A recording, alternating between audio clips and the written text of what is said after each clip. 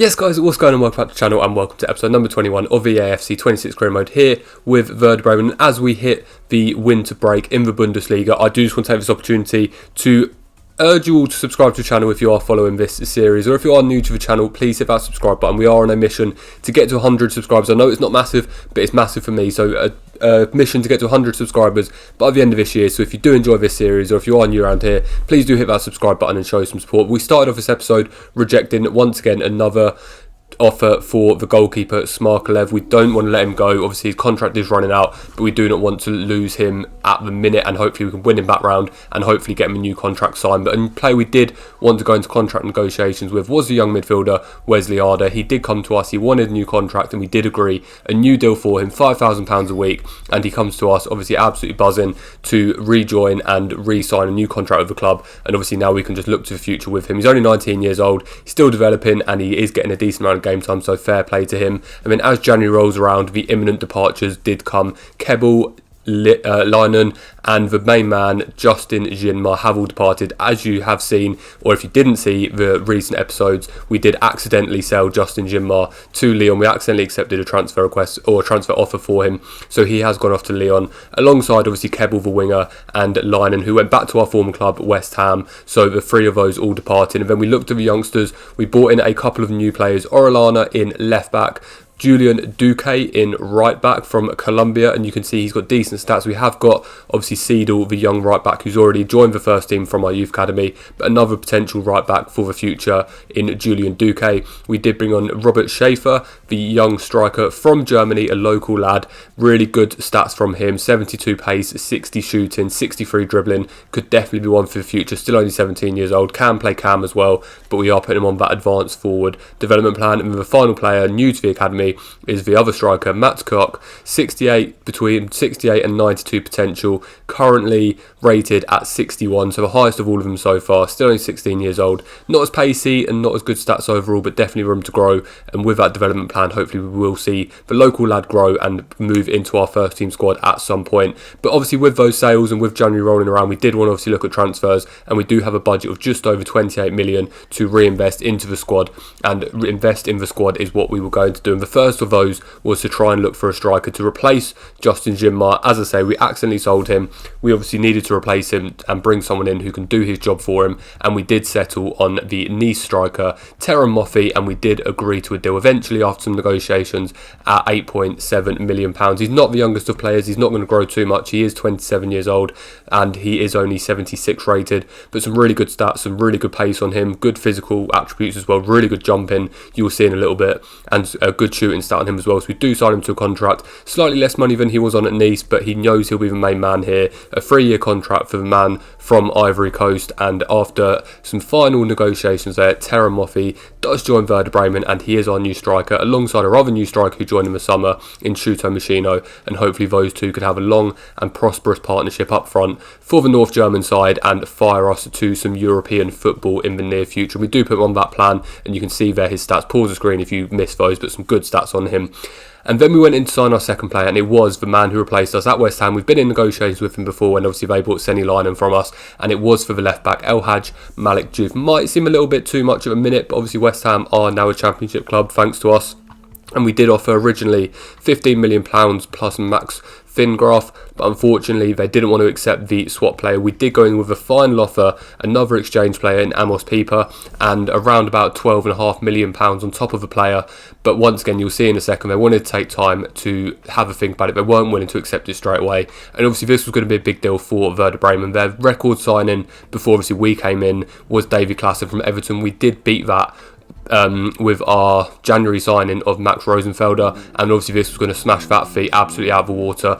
But Elhaj Malik Diouf, unfortunately West Ham came back to us and said that they weren't willing to accept the terms, and we didn't quite have the finances to fund this one, so we did have to reject the offer and move on from that deal. But before we go in and look at any other potential signings, we did have our first game of the episode, and it is at home against Hertha Berlin. The team from the capital of Germany are coming to Werder Bremen to play this one, and obviously after our really good last episode, 3 wins in that one, and 2 massive wins against Bayern Munich, and the final game of the episode against Bayer Leverkusen as well. If you haven't seen those, go back and watch them because there's some fantastic wins in there, and obviously wanted to carry that form against Hertha Berlin and hopefully continue our winning ways. But it was Hertha Berlin who got off to a better start. Groningen with a good chance, good run through. Reese picked up the ball and fires it into that top corner past the goalkeeper to put Hertha Berlin 1-0 in the lead.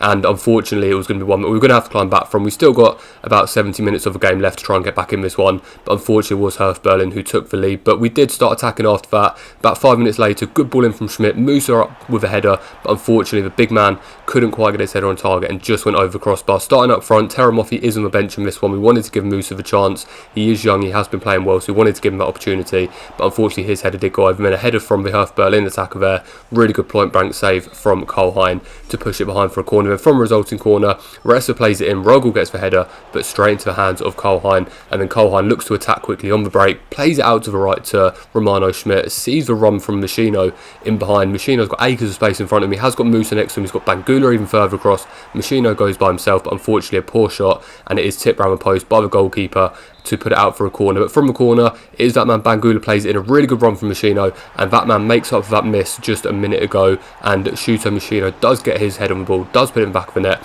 and brings us back to 1-1, his 13th goal of the season in just 16 games. Obviously we signed him from Borussia Mönchengladbach in the summer, and he's absolutely hit his form off in this first half of the season, so hopefully we can continue that. And he got another chance here, another good shot from him with his left foot in the second half, but unfortunately the goalkeeper was there once again to push that one behind, and no further danger from them. But Hertha Berlin came back, it was Groningen once again with a decent shot, but once again Kohlheim was there to make that save and pounce on the ball, and then it was the chance to bring the new man in, Teremoffi, in front of the home fans, looking to get his debut, coming on for the youngster Musa, and hopefully Teremoffi can join this game and have an instant impact for Werder Bremen. But it was Hertha Berlin who once again had the chance, a decent header from a corner, but once again Kohlheim was there, an outstretched right arm, and tips it behind for a corner kick. Reese looks to play this one in, on that right foot of his, plays it towards Winkler, Winkler gets the header, it falls back out to Reese from that left hand side, looks to play it back in, a good shot from Salinas, but once again good reaction from Kohlheim to push that one behind and out for a corner, and that is how the game finished at 1-1.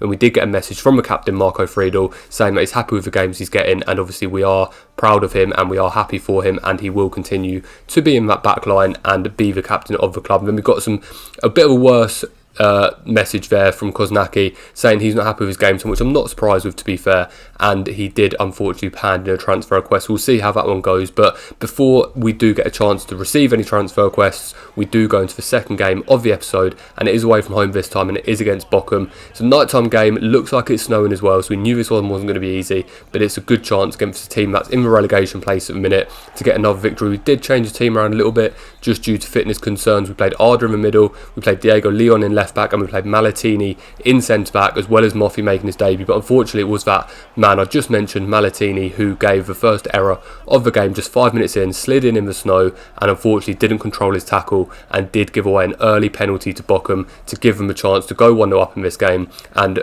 get a really early goal for them. And it's Sissoko who steps up with that right foot of his, looks to beat Kohlheim in the Werder Bremen goal, gets the shot away, but fortunately Kohlheim was there to push it on behind for a corner and make the penalty save. So really good from Kohlheim there.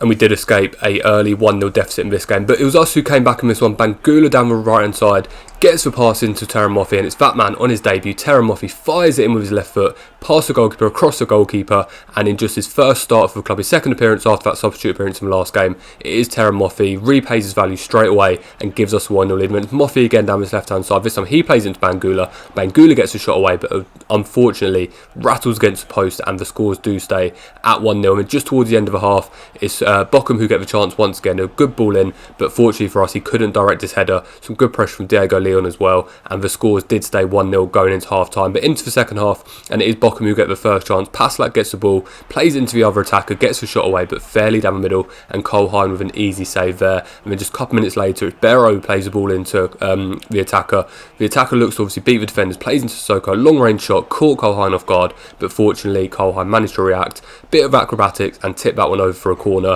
and to keep the scores at 1-0. From a resulting corner, Sissoko who gets the header, but fortunately for us we had a player on the line, line and managed to keep that one out and keep the clean sheet intact for now. But it was Bochum who were really pressuring us at this point. Sissoko once again is through, really good shot, but fortunately for us, straight down the middle once again, should I say, and Kohlheim with an easy save. And then just 15 minutes towards the end, Moffey gets the ball, plays it into Machino. Machino looks to switch for shot to the left-hand side of the goalkeeper, but unfortunately the goalkeeper read it and it did stay at 1-0. But just a couple minutes later, we did get the chance to give a second, and Bangula made absolutely no mistake, similar to Machino's, but a little bit closer in, fires it past goalkeeper, and Sami Bangula gets his third goal of the season. To be fair, he's been playing really well recently, I do have to give it to him, but obviously his stats don't back that one up too much in terms of goals, but a really good finish from him, and it is going to be his final effort in the game as he does come off for Kovic on that left hand side, just due to fitness concerns more than anything. Obviously we don't want him to get injured because of how well he has been playing. But Bochum get another chance once again. Kohlheim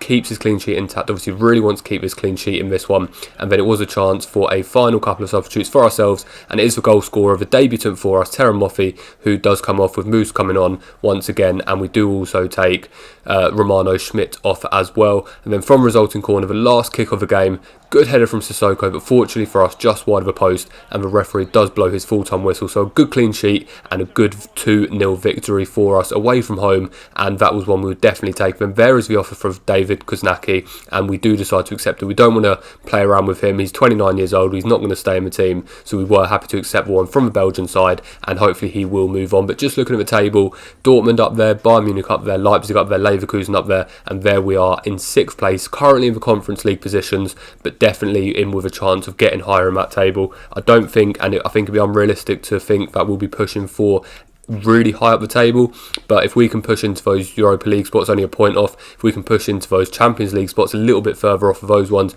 really good. But obviously we are in a much better position than we ended last season, so we can definitely kick on, and we're definitely getting some good results now. But that is going to bring the episode to an end. As always, please like the video if you have made it this far. As I said at the start, please subscribe to follow the journey on that aim to 100 by Christmas. Please leave any comments down below if you have any. Take care of yourselves, and I'll see you in the next one. Bye bye.